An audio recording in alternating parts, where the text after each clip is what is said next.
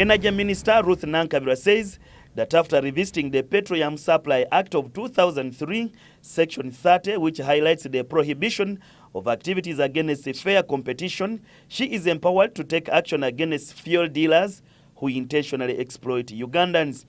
Which empowers the minister to come in and take measures, and the measures are not limited. A measure I take can be delicensing such a fuel dealer.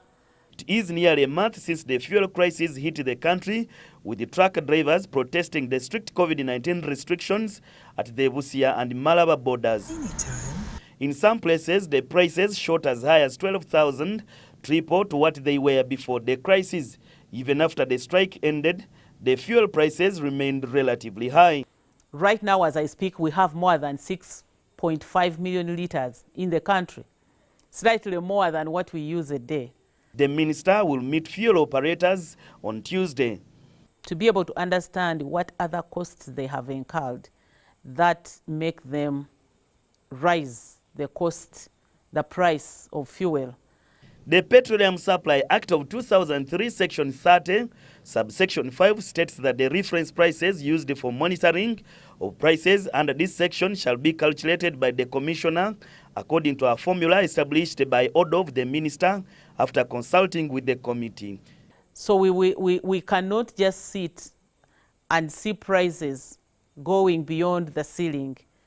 I think the Minister has to come in, because the effects are dire. There are so many sectors that are affected, but I don't think we can do absolute liberalization.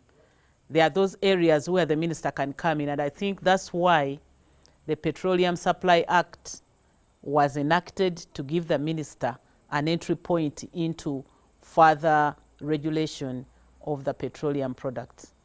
The minister adds that government is planning to construct more fuel reserves in addition to the one in Jinja district. Motorists say it is crucial for the prices to be regulated. Abamosanga nga balasbe kala musenge eri waggulu nnyo ate nga ffe ababoda boda abasaabaze baffe betwavuga ngo baba olukumi tebongezanga ne tusanga obuzibu obwo okubanga amafuta gatusumbuwa nnyo nga gali waggulu nnyo ate nga tebatuyambye.